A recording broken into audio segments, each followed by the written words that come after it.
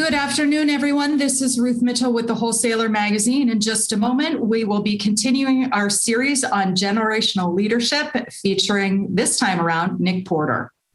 Good afternoon, everyone. Thank you for joining me today. My name is Ruth Mitchell. I'm the editor of the Wholesaler magazine, and I'm excited to bring to you as part of our series on generational leadership, which will be featured in the July issue of the Wholesaler magazine, which celebrates the 50th anniversary of the Wholesaling 100. I'm so excited today to be joined by Nick Porter, who's CEO of Porter Pipe and Supply Company, a family-owned and operated wholesale supplier of commercial and industrial plumbing supplies, PVF, HVACR equipment, and mechanical products.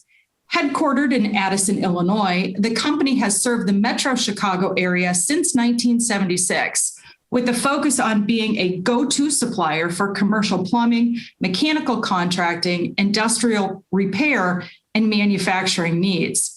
Now, last year, Porter Pipe expanded its footprint to the Indianapolis area, making it the fifth location in its portfolio. At the helm is Nick Porter, the third generation to pave the way for continued growth and progress. The company's mission is simple and direct. Through faith in God, we are dedicated to superior service and honesty and integrity in all we do. A positive attitude and attention to detail will ensure complete customer satisfaction. You couple that with its motto of partnership with purpose, and that's a pretty solid lineup. I am so thrilled to be here today with Nick to discuss leadership, faith, and progress. So let's just get started. Nick, thanks for joining me today. Ruth, happy Friday. So good to see you. You are always an important role player in this industry, and I feel super lucky to be on the line with you. Well, Nick, I'm, in my own backyard is Porter Pipe, and I see the trucks and your folks all around the city here. So thank you for taking the time to be with me. The reason why I had reached out to you is you are the perfect example of generational leadership.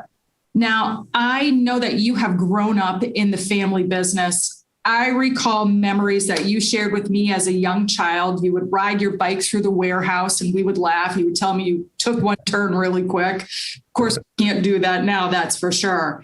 And, Porter Pipe and Supply is in your DNA. Now, officially, you've worked for the company for 21 years now, starting as an operations team member and advancing through the ranks to warehouse manager, operations manager to COO, and now earlier this year, CEO. Tell me, growing up, did you imagine that your path would lead you to where you are right now? Oh, I love that question.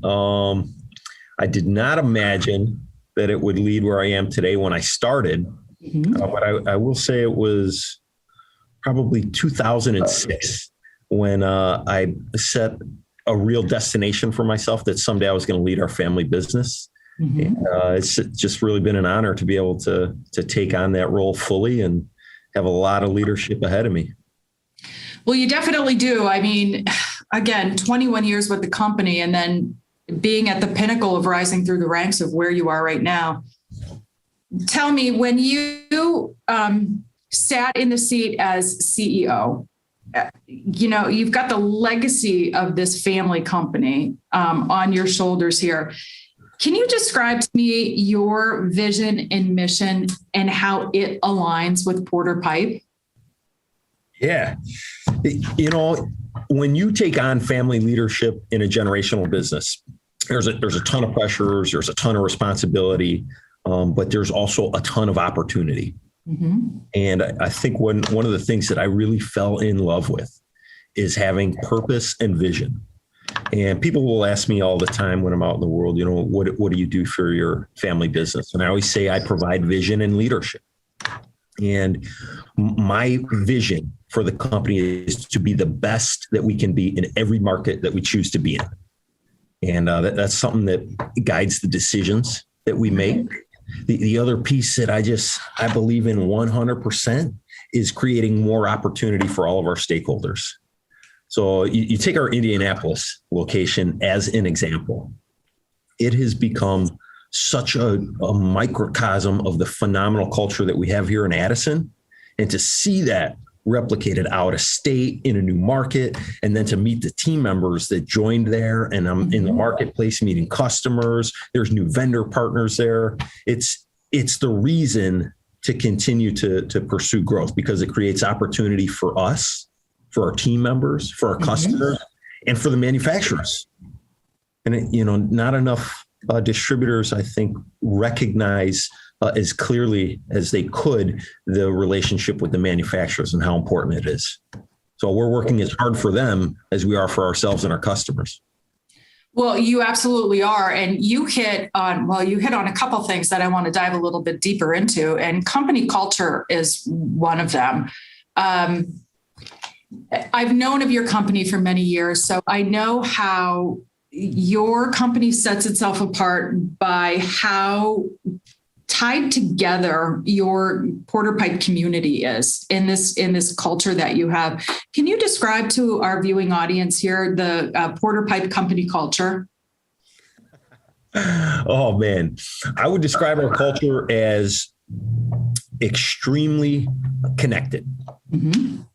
And so when people come into Addison, we love to bring people in for tours. I don't care if you're from the industry, if you're a customer, if you're not from the industry, if you're just passing through. It means so much for us to bring people through and show off the culture here. Every time people come through, what stands out the most is the people. And if I have the fortune to be on one of the tours and walking through the plant side and the office side, I get to stop and connect with every single person I come across. And people will come back and they'll say, oh man, how do you know everyone's name? And the culture is foundational in caring about each other. If you care about the people that you work with, and in my role as a CEO, I'm really working for those people. It's not the other way around. Right. So I'm working as hard as I can for every team member who works here. You have to care about them.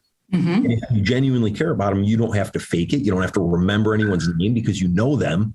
And when people know that you care about them and you're genuinely interested in them, they're going to do 10 times more than they would to serve your customer than if they felt like they were not connected, they weren't a part of something bigger.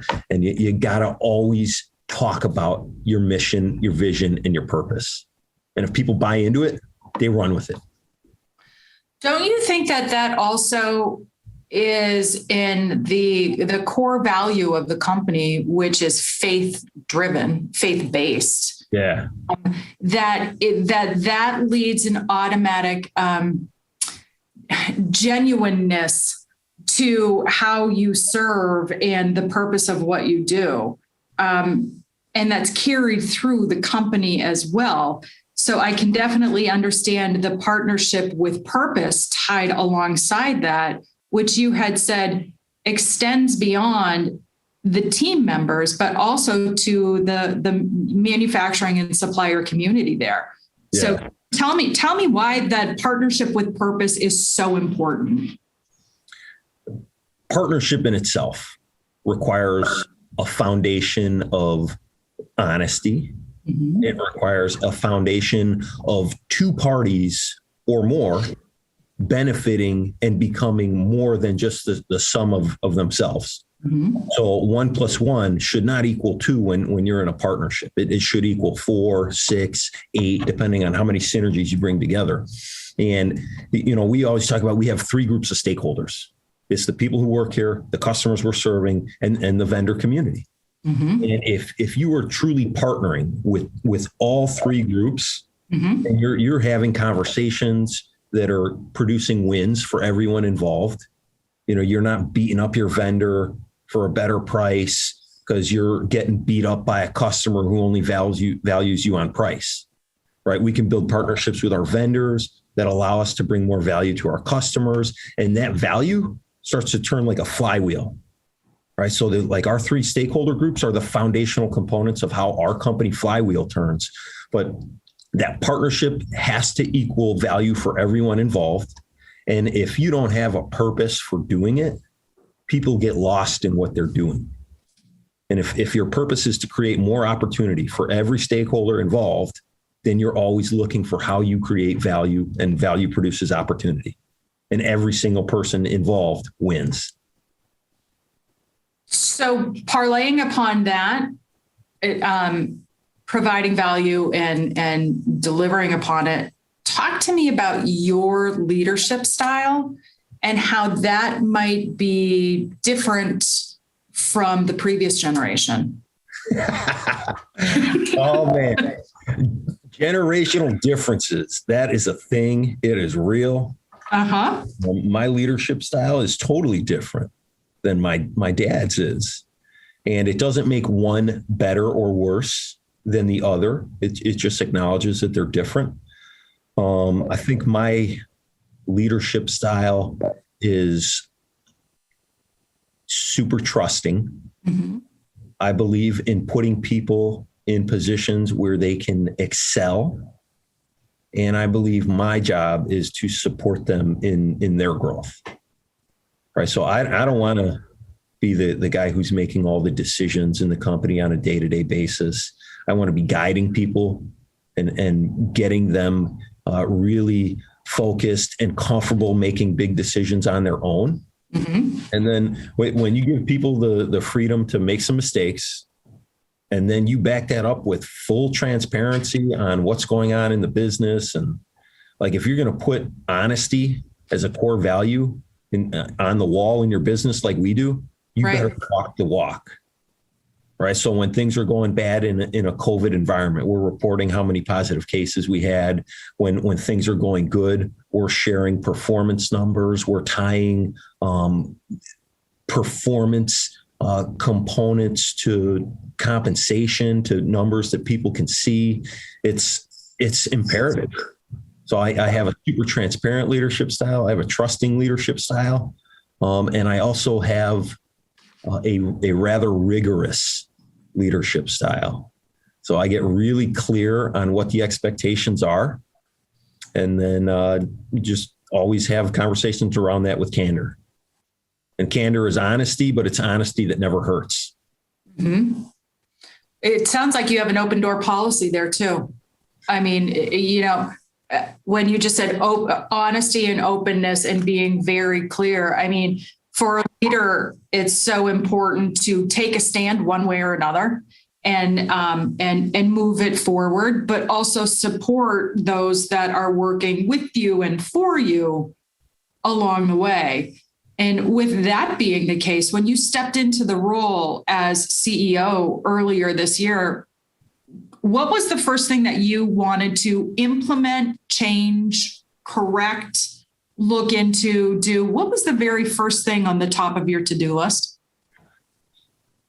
I have had a lot of people ask me a similar question, right? The same question in a lot of different ways. And I have found that in life, reward is most often retroactive, mm-hmm. right? So for really since 2019, January of 2019 is when I started to do the job that I have today. So when people say, hey, what's the biggest change since you were moved into the CEO position? I've often said, well, it's been the middle initial on my business card. Because really, it's a job that I've been doing. And it's important for people to always remember, I don't care if it's in business or in a relationship outside of work, maybe it's in your church or in your community. First you do, and you show that you can, and then you are rewarded. Right. So I'm fortunate to be in a position where there was no major changes that needed to be made.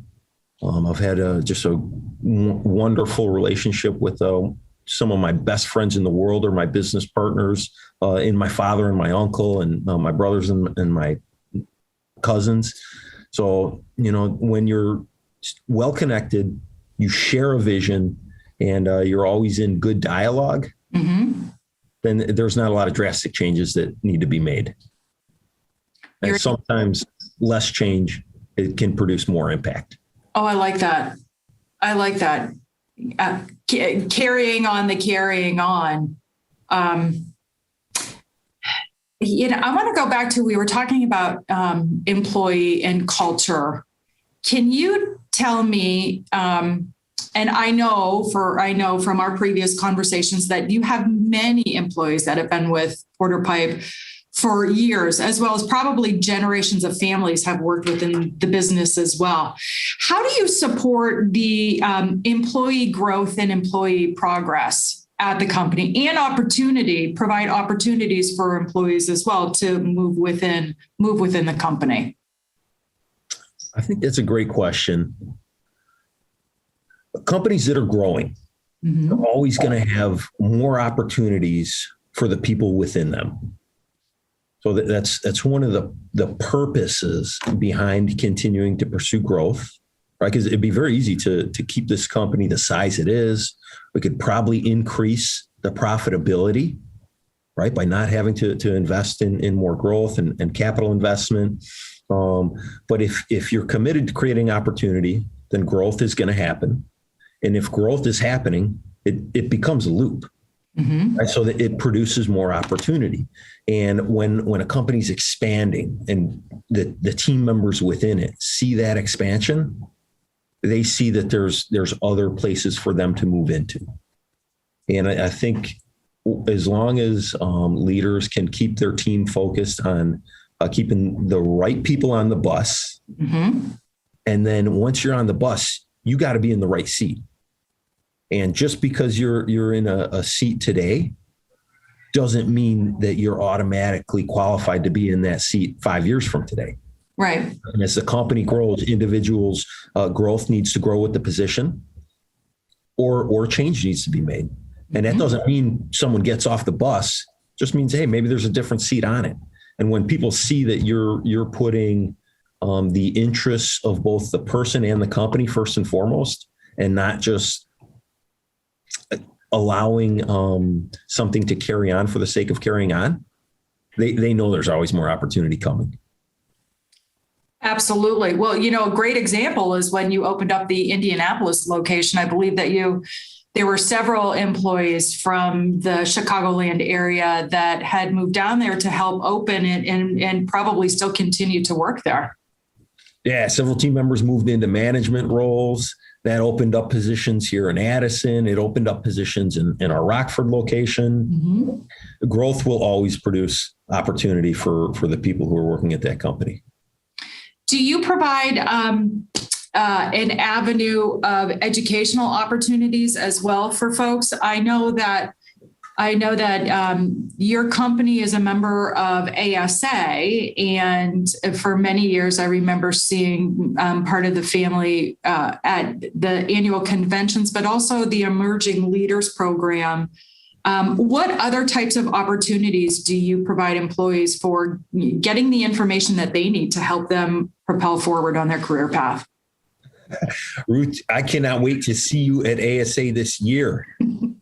Right. Let's get back in person. I agree. Of the masks, all the baloney. On planes. Let's get together. Let's do this. Well, Chicagoland is opening up now. We just heard from the CDC that no more masks inside for folks who are fully vaccinated. So that's a good thing. Thank God. Which I know, thank God is right. Which you are. I'll come back to your question here. So you're talking about giving people the opportunity to learn more. How do you equip them to grow? Right. What tools do you use to help? What tools do you provide your employees to propel them on their career path? The more tools you have in the toolbox to build your team, the better company you'll build. I think that ASA does a world-class job with their training materials, and there is no replacement for genuine connections that are made within the workplace. Agreed. So I watched this year of pandemic in the rearview mirror, and I'm talking to business owners and business leaders who are saying, hey, I don't think we're going to need our office space anymore. We're going to continue to work remotely. And my prediction is that within the next 24 to 36 months, a strategic competitive advantage will be working together in facilities, in offices, face to face. And so you talk about growing people and giving them tools to build their skill set. workforce development takes place by being together, by building relationships, by sharing and mentoring. And that stuff just does not happen over a Zoom screen like it does in person. Agreed. So to the business leaders who may listen to this out there, if you're thinking about working remotely, I would encourage you to give thought to the long-term benefit of developing your people by getting them back together. You can do it safely. You can be flexible, right? So we're going to be more flexible than we were in the past. There's going to be flex days to work remotely, but to stay remote is a disservice to the people developing the organization. I think it's a disservice to people being in connection with each other. And that's where business happens. Well, it's a challenge to keep company culture alive when everyone is scattered. And how do you go about doing that, quite frankly? Yeah. I mean, there's a challenge right there in itself. So I'll give you a little twist on that. Yeah. Every group has a culture. I don't care if you're a company, a sports team, a church body. Every group has a culture. Not every group is intentional about it. And if you are not together, it becomes harder to be intentional about the culture you craft. So craft the culture that you want to have and work on it rigorously. Oh, I like that. I like that, Nick. It seems to me, I saw this probably on LinkedIn, maybe a post or two that you had done. Do you teach at one of the local universities here? Oh, man. I love my dad. I love my mom. I love my wife. I love my kids. I love God and I love my country, but I also love Dr. Don McNeely. So Don he's a personal mentor of mine. I feel super blessed to have spent a lot of time with him in the past. Always look forward to time with him in the future. And Don has been a great avenue for me to interact with the student body at Northwestern, to present to the body, to share some of what I've learned with them in a semi-teaching format. And that's something that I just love to do. Anything I've learned and I can pass on, I think I can help make some type of positive impact in the world. So as a mentor, what has he inspired you to do or guided you along your path? What have been his words of wisdom to you? I will share with you one of my favorite lessons from Don McNeely. And it was a lesson about 5 different stages. All right. And they're all acronymed with the letter L. Okay. Right. So you come in to life when you are born, right? So life is stage 1. You go through your time with your parents. You go through your time in school. You go through a period of learning, right? If you have learned well and you can take that and apply it well when you get into the workplace or your career or your profession, then you can possibly have the opportunity to be in leadership. And then if you do leadership really, really well, then you can go on to leave a legacy. I like that. But the piece that I think a lot of people miss, and this was pointed out to me by Dr. Don, the 5th one is how you leave. And how you leave can have so much impact on the legacy that you leave behind. And it's one of the incredible challenges that I think today's transitioning generation faces. Because there's a lot of effective, connected business leaders out there in their 60s who do not want to leave. And there's good, strong, intelligent, capable, energetic, enthusiastic leaders coming up in their late 30s, early 40s, and they are ready to lead fully. But they need that person in front of them to leave in order to allow that legacy to grow. And Don has said it many, many times. If you're a business leader and if you are fueled by how well the company does when you are there, and then how poorly it does when you are not, you have not done your job in leadership. So that's the tough piece. So that's a lesson that I've learned from Don. That's a lesson that I try and really live by. I'm always trying to develop people around me because I do want to be able to leave one day. it's not soon, but I do want to leave. I want to pursue other things. I have passions outside of just the business, right? I want to be speaking around the world one day, sharing, teaching perhaps. And I need to be able to leave comfortably and know that the leaders behind me that I helped develop will be capable and take it further than I did. So that's a great lesson that Don imparted to me. That's a beautiful example. It really is. And I liked how you said the leaving part, because you're right. When an individual leaves an organization, it should be better off than when they started, and it should continue, which showcases the changes and guidance that one had made while they were there, stuck, and continues along the way. But it brings up a good question with generational leadership, is that when you stepped into the role as CEO, I always say every generation, when there's the handoff, was there, besides saying, don't screw it up, don't screw it up, keep moving it forward. But did you have, or do you have ideas and visions that you knew the previous generation probably wouldn't implement, but it's on your to-do list? As an example, some companies hold off on things like e-commerce, and it's not until the next generation comes in and understands the technology and knows that path needs to be forged forward. So with you as the third generation, is there something on your list that you know that previous generations leadership would not have done, but you're going to take it and run with it? Yes. I think not pretty much every child loves their parents, right? They're your parents. Not every child gets to be proud of their parents. And I'm super blessed where I'm so proud of my dad, because he allowed so much autonomy and latitude to the upcoming leadership generation in our company, myself included, to have the room to try out a lot of things. And we have tried out a lot of things that I know he wasn't always comfortable with. So I think that speaks to his ability to be in leadership. Absolutely. One example that will evolve over time is I'm just a lot more comfortable with geographic expansion than the previous generation of leadership in our company was. So we'll see more geography covered by Porter Pipe and Supply, and it will always be in areas where we can truly be the best. So I think if that's our guiding true north, we'll go into markets where we can truly be the best. We don't want to be the biggest. We are never going to be the lowest price, but we are going to be the best value. And that's going to be a exciting chart to really plot towards the future.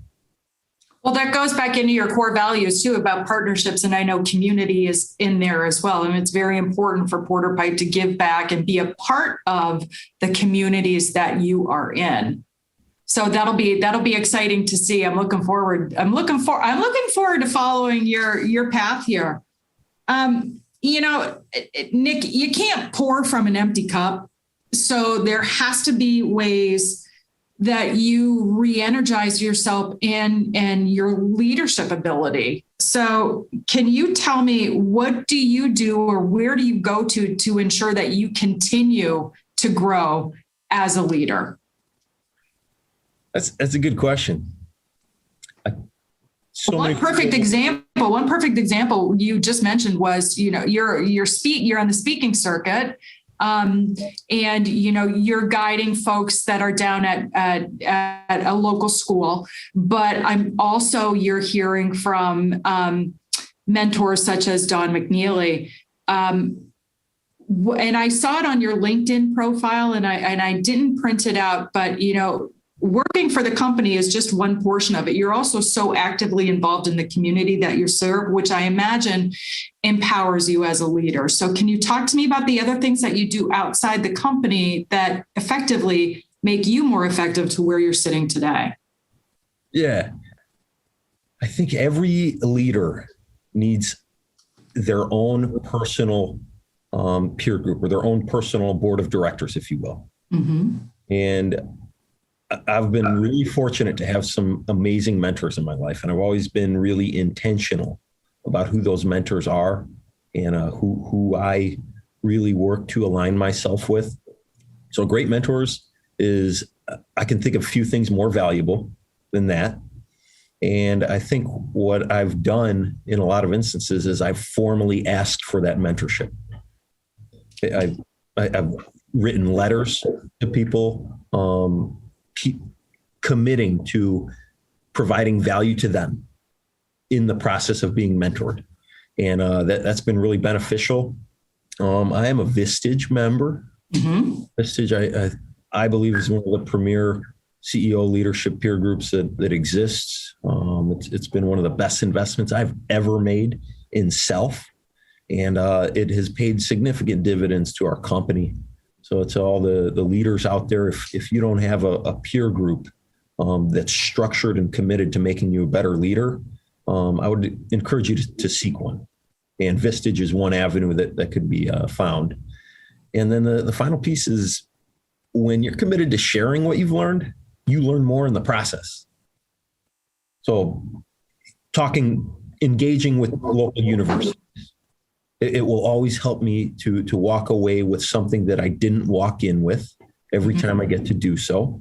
Being active in the industry, serving on the PVF board at affiliated distributors, serving on ASA boards, serving in non-for-profit boards. I mean, that stuff, you can gain valuable insight and leadership and continue to develop yourself, so that when you're 20 years in your career, you don't have 1 year of experience 20 times over. You've genuinely got 20 years of experience. And each year you're learning something new and adding a different skill set to your toolbox. I love that. And I do. And I see not only your give backs by following your career path here and seeing where you're spending time inside and outside the industry, such as giving presentations and guiding, mentoring, and teaching. One thing I have to say that I love so much about your company culture, just to go back to that for one moment, is I remember being at Porter Pipe, and I was walking through the warehouse, and I remember seeing bags or boxes, and I think it was box lunches. Or, and they were all lined up, and the individual that was giving me the tour said, I believe it was for the delivery drivers for every day to have on the route. Can you tell me again how that got started? Because it's the goodie bag. Core of taking care of people. Yeah, that's our goodie bags.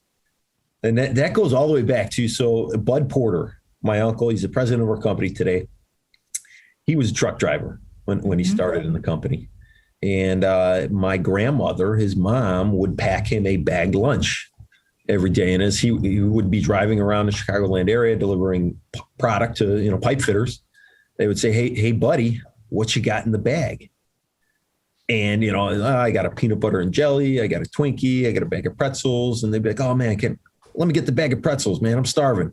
Been working since 6. And so he'd start to give out his stuff. And he came back, and Nani, who I always called Grandma Nani would say to Bud, hey, buddy, you're losing weight. What's going on? I keep making you these lunches. And he goes, Mom, the guys are asking me for food on the job. And she started packing extra lunch bags for him to take to work to go to in the truck with him. So that was the original start of our goodie bags. I love that. And today, we'll ship hundreds of goodie bags daily. And that's just little bags of thank you food, granola bars, trail mix, candies to give them a little afternoon boost with a sugar kick, but just stuff to thank our customers for their support. And today the goodie bags have the story of the origin of the goodie bag on them. But it's just a part of how we stay connected to that group of shareholders or stakeholders, I should say, and let them know how thankful we are. Well, again, it goes back to those little things that you do the company, you and the company do so very well, which is why you are here in the 3rd generation. At some point in time, I'm sure it'll go to the 4th. I have 2 questions left for you. And the first one is, What piece of advice would you give another generational leader that is either about to step into that role of leadership or one that has just stepped into the role and they're forging their path? Do you have any words of wisdom or guidance that you could share with either he or she?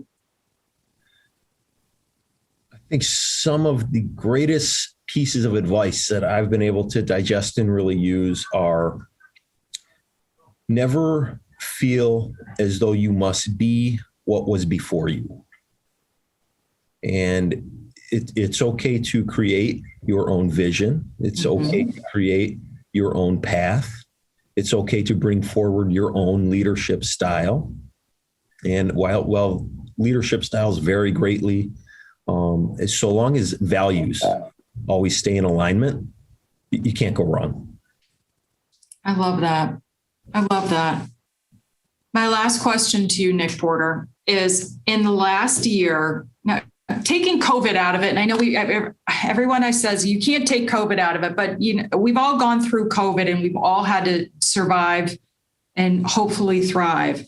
But in the past year, what's the smallest change that you have made that's had the most positive impact? And that could either be in life or in the business. That's a super cool question. I think one of the lessons that I learned through a crazy year, like the pandemic year of 2020, was that sometimes you have to slow down and just enjoy the scenery. And, my wife and I always would take our kids to restaurants, and we always had a very busy social schedule. And, we'd love to take our kids everywhere. I mean, we're that parent couple who brings their kids to, a steakhouse, and I don't care if they're a little bit louder than the other guests would prefer. They're coming with us. I love it. Kids are only little for a little bit. But when you don't have that, and there's nowhere to really go other than to your local forest preserve and spend time together around your backyard bonfire, that was just really, really enriching for me. And it was time that I did not spend as often before 2020. And it's time that I will be really committed to and intentional to spending like that going forward. So stop sometimes, enjoy the scenery. Remember that the things in life that matter most were never made by man. They were only created in God. So outdoors, people you love, people who are important to you, that's what life's about. And if you stop and enjoy that a little more, life is better and you're more effective. Wise words, my friend.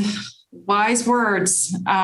Thank you for sharing your perspective, your challenges, as well as your successes here. And I wish you and the team over at Porter Pipe nothing but the best. And you're right. I really look forward to seeing you and everyone else later on this year as we all reemerge from COVID and get back together, networking and supporting one another in person here. So thank you for joining me today, Nick. Yeah. Thank you, Ruth.